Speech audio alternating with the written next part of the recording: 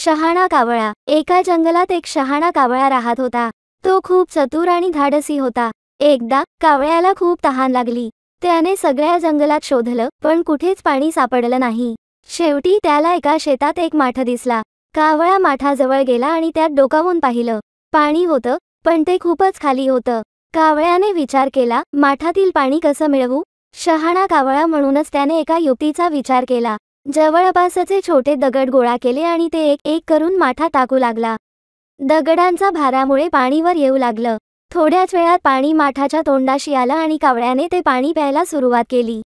तहान भागल्यानंतर कावळा आनंदाने परत गेला। या गोष्टीवरून आपल्याला शिकायला मिळतं की संकटाच्या वेळी चातुर्य आणि धाडसाने कोणतीही अडचण सोडवता येते।